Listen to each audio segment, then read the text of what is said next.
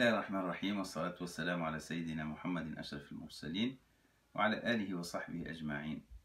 Encore une fois, on se retrouve avec la grâce de Dieu, alors à distance, mais nous remercions Allah subhanahu wa ta'ala qui a permis cette rencontre, qui sera cette fois-ci l'occasion de traiter d'un sujet qui est en lien avec notre contexte, avec ce que nous vivons aujourd'hui. C'est à propos de la notion de at-tawakkul. Donc cette expression majeure dans l'islam, cette notion importante, donc qui veut dire, puisque c'est dit en arabe, donc je traduis, at-tawakkul, c'est mettre sa confiance en Allah, placer sa confiance en Allah. C'est une traduction un peu juste, on va dire, car ce sens il est très complexe, donc il se compose de plus d'un élément que nous allons essayer de détailler, incha'Allah ta'ala. Donc ce terme qui revient souvent dans le Coran al-Karim, dans les hadiths du prophète alayhi salatu wassalam, et qui décrit un état d'âme, un état d'esprit que doit avoir le musulman vis-à-vis de soi-même, vis-à-vis de ce qui l'entoure et surtout vis-à-vis de son créateur. Tawakkala, c'est agir en connaissance de cause, donc savoir ce qu'on fait exactement, mais tout en ayant un esprit ou une pensée permanente qui consiste à dire que c'est Allah subhanahu wa ta'ala qui détient toutes choses dans ce monde. Donc le premier aspect de tawakkul, c'est mettre en œuvre toutes les causes à effet pour réaliser quelque chose. Donc ça c'est une chose qui est importante dans le tawakkul. La deuxième chose, c'est de s'appuyer sur cette grande confiance en Allah subhanahu wa ta'ala qui s'exprime par les doigts, qui s'exprime par les pensées, qui s'exprime par cette présence permanente de cette idée que Allah subhanahu wa ta'ala est le garant de toute réussite. Commençons par le premier, donc c'est-à-dire assurer les causes à effet. Je vous rapporte une histoire qui a eu lieu du vivant du prophète alayhi salatu wassalam, un musulman qui voulait comprendre le sens de at-tawakkul. Il est venu voir le prophète sallallahu alayhi wa sallam. Il a dit j'ai une chamelle, est-ce que je la lâche et je fais le tawakkul, ou bien je l'attache et je fais at-tawakkul? Rasoul alayhi salam, le prophète alayhi salam, a dit tu attaches ta chamelle et tu fais at-tawakkul. Et là on comprend bien que at-tawakkul, donc c'est un état d'esprit, un état d'âme, un état de la foi qui, tout en s'appuyant sur les causes à effet, on garde toujours l'esprit que rien ne pourra réussir si ce n'est l'aide d'Allah subhanahu wa ta'ala. Donc c'est indissociable. Donc on ne peut pas dire, comme beaucoup de gens le disent, je ne fais rien et Allah est garant de tout. Ça c'est une aberrance, c'est faux. Et ça s'appelle dans la langue arabe, tawakkul, ça s'appelle at-tawakkul. C'est se mettre à la charge de quelqu'un sans rien faire. Omar ibn Khattab, je vous rapporte aussi une anecdote, radiyallahu anhu, qu'Allah soit satisfait de lui, a vu un jour un homme qui était souvent à la mosquée, et il se posait des questions, Omar ibn Khattab, qui c'est qui se chargeait de sa subsistance. Il lui a posé la question, il lui dit, je te vois toute la journée à la mosquée, peux-tu me dire qui c'est qui se charge de ta subsistance? Il lui a dit, c'est mon frère. Il lui a dit, écoute, ton frère est meilleur que toi. Sors de la mosquée, ne reste plus à la mosquée, va travailler, car le ciel ne fait descendre ni de l'or, ni de l'argent. Donc ça, c'est quelque chose d'extrêmement important. Les deux vont ensemble. Les textes dans le Coran sont très nombreux, dans le hadith du prophète, alayhi salatu wassalam, qui nous incitent à garder présent dans nos esprits ce principe de tawakkul, d'avoir cette confiance permanente en Allah subhanahu wa ta'ala, sans faille, entretenue, sur laquelle il n'y a aucun doute.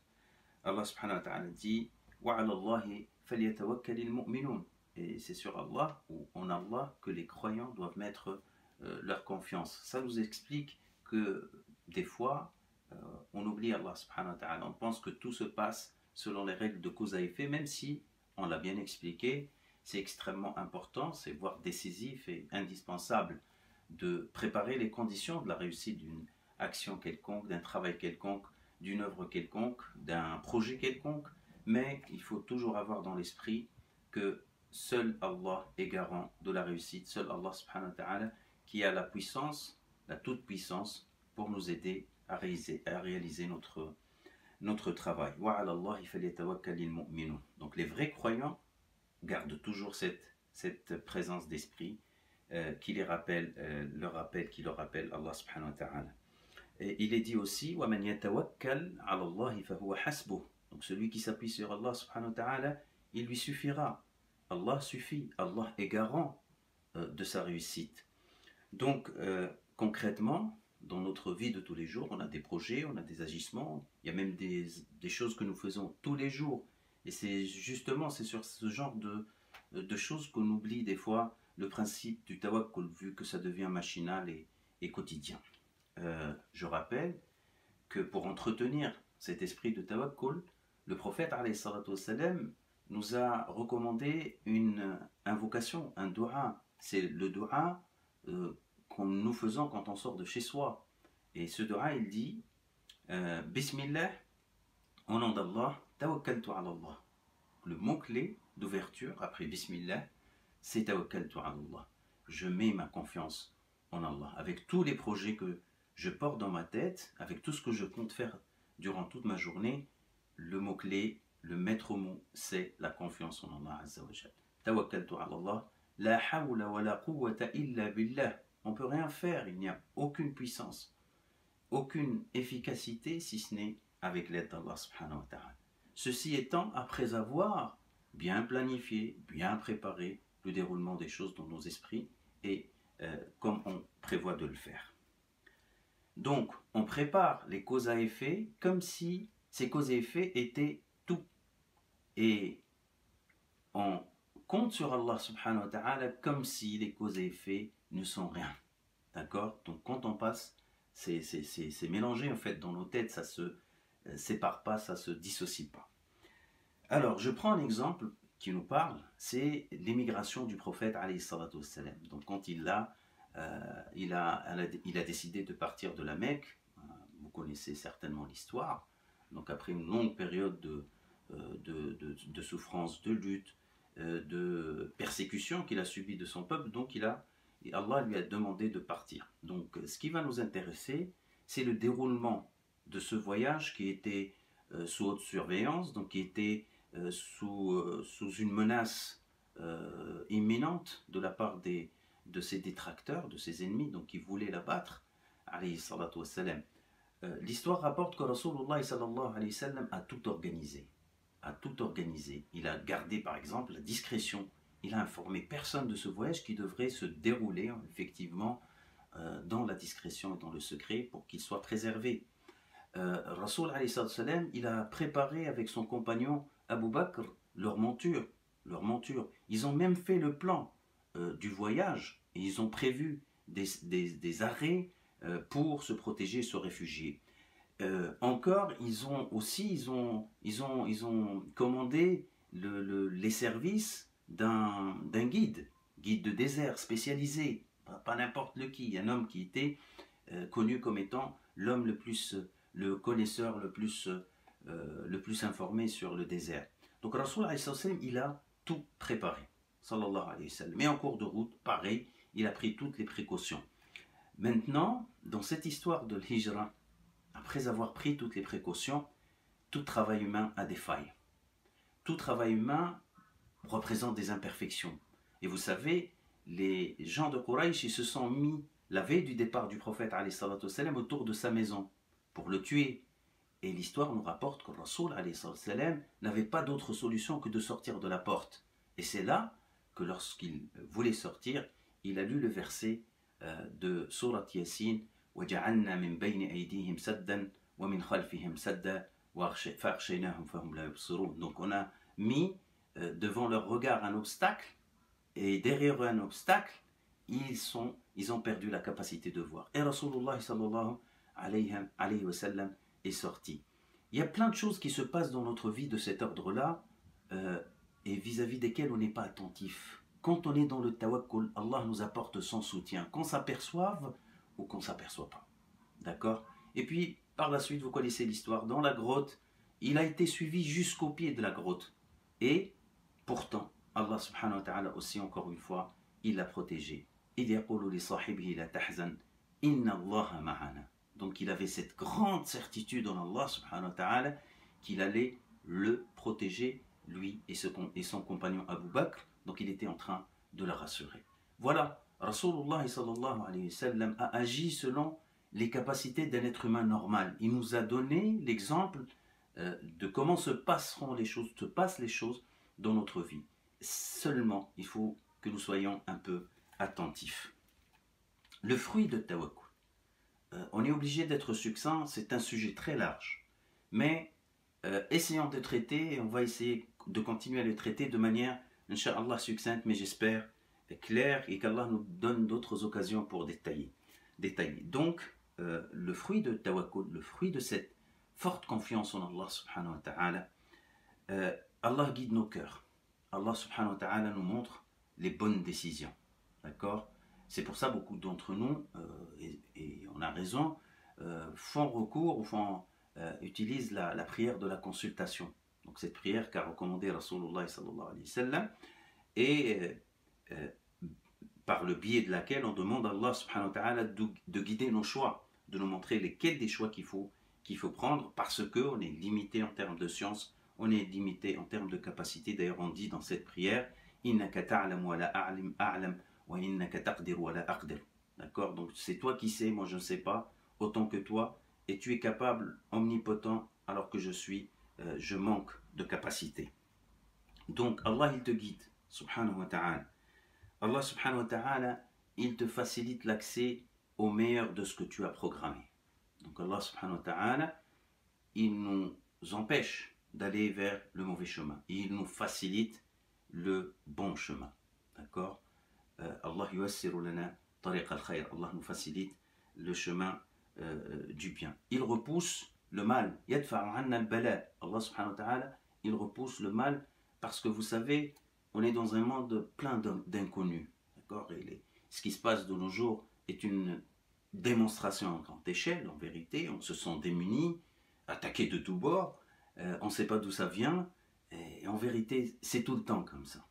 C'est tout le temps comme ça. L'homme baigne dans un environnement qu'il ne maîtrise pas du tout. D'accord? Alors que Allah subhanahu wa ta'ala, c'est lui qui domine tout ce monde. C'est de lui, subhanahu wa ta'ala, qu'émane toute chose. C'est lui le maître de toute chose. C'est lui le Dieu de ce virus qui nous attaque de tous bords. C'est lui le maître des cieux et de la terre. Walillahi ma fi samawati wa ma fi al-ard. Allah subhanahu wa ta'ala lui appartient la royauté de tout ce qui est dans la terre et dans les cieux.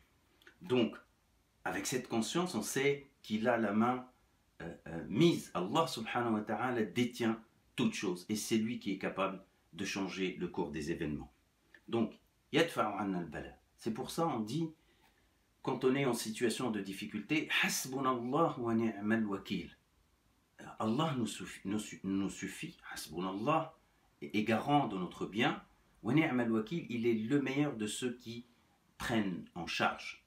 Donc c'est le wakil, vous retrouvez le mot tawakkul. Donc c'est lui qui est garant de notre intérêt. Hasbunallah wa ni'mal wakil, ni'mal mawla wa ni'mal nasir. Et c'est d'ailleurs un dua qui est recommandé en situation de difficulté. Donc voilà mes chers frères, mes chères sœurs, quelques éléments, quelques points de repère en matière de tawakkul, qu'Allah subhanahu wa ta'ala nous donne cette conscience de manière permanente, parce qu'il faut l'entretenir. Il faut l'entretenir. L'être humain, il est entouré de plein de choses, il a des habitudes, donc on s'est habitué à prendre en compte que les aspects matériels, et on oublie que comment dire, la raison, la vraie raison, la vraie source de réussite, en vérité, c'est cet appui qui nous vient d'Allah subhanahu wa ta'ala. Il faut que nous soyons dans cette sérénité qui nous dit que c'est Allah subhanahu wa ta'ala qui s'occupe de nous. On fait tout ce qu'on peut, ça c'est sûr et certain. Ça on le dira jamais assez, parce que les gens ils sont entre deux. Ou bien ils disent il faut s'appuyer sur les causes à effet et on oublie Allah. Ou le contraire, ils vont dire de manière totalement erronée, on s'appuie sur Allah sans comprendre le sens de ce qu'ils disent, et ils délaissent comment dire, les causes à effet. Quelqu'un qui va te dire, je ne me protège pas et je sors à l'extérieur, je fais ce que je veux, ce que disent les gens, donc comme précaution à prendre, c'est faux, ça c'est une aberrance, d'accord? Je prends toutes les précautions possibles et en même temps, je sais que Allah subhanahu wa ta'ala est garant de toutes choses. Donc, il faut le prier, Allah subhanahu wa ta'ala. Dua, c'est l'arme la plus importante. Comme dit Rasul sallallahu alayhi wa sallam, les invocations, ad-dua ou mukhul ibad, c'est le cerveau même de l'adoration. D'accord? Et il dit dans un autre hadith, ad-dua ou silahul mu'min. Le dua, c'est l'arme qu'utilise le croyant face à toute difficulté. Donc, tadarra'u ila Allah subhanahu wa ta'ala. Et les moments d'épreuve que nous vivons sont des moments propices, des moments, mais vraiment par excellence, pour se retourner vers Allah subhanahu wa ta'ala. Mais avec l'attitude d'un homme fidèle, d'un homme qui ne se détourne pas de ses promesses. Donc, Allah subhanahu wa ta'ala nous met en garde contre cette attitude opportuniste. Quand c'est la difficulté, on court tous, avec toutes les belles expressions, avec toutes les bonnes intentions, en affichant toutes les résolutions pour l'avenir, mais malheureusement, l'homme, après ces terribles événements, il oublie et il revient à ses mauvaises habitudes. Donc il faut être fidèle quand on fait dua, quand on se retourne vers Allah subhanahu wa ta'ala, il faut se retourner avec l'esprit de l'instant, mais aussi avec l'esprit de l'avenir, c'est-à-dire d'être tout le temps fidèle à Allah subhanahu wa ta'ala, à la hauteur de tes promesses que tu donneras à Allah subhanahu wa ta'ala. Mes chers frères, mes chères sœurs, je prie Allah subhanahu wa ta'ala pour qu'il nous préserve tout le temps, pour qu'il nous préserve dans ce contexte difficile, qu'Allah subhanahu wa ta'ala soulage la souffrance de ceux qui sont malades, qu'il garde les âmes de ceux qui l'ont rejoint, qui sont morts, qu'Allah subhanahu wa ta'ala les mentionne parmi les martyrs, les shuhada, qu'Allah subhanahu wa ta'ala nous donne la force d'esprit, la force du caractère qui nous permet d'être apaisés et apaisants autour de nous, Inch'Allah ta'ala. Qu'Allah subhanahu wa ta'ala vous préserve, vous, vos familles, vos proches, toutes vos connaissances, qu'il préserve notre pays, Inch'Allah, et tous les autres pays du monde, qu'il ne nous reproche pas nos propres failles, ni les failles et les erreurs des autres, Inch'Allah ta'ala. Que Allah subhanahu wa ta'ala nous guide vers le droit chemin et fasse de nous parmi les mutawakkilin, ceux qui mettent leur confiance en lui. Jazakumullahu khayran, et je vous dis Inch'Allah à très vite, à très bientôt, qu'Allah nous rassemble encore des fois et des fois, tous en bonne santé Inch'Allah ta'ala. Wassalamu alaikum wa rahmatullahi ta'ala wa barakatuh.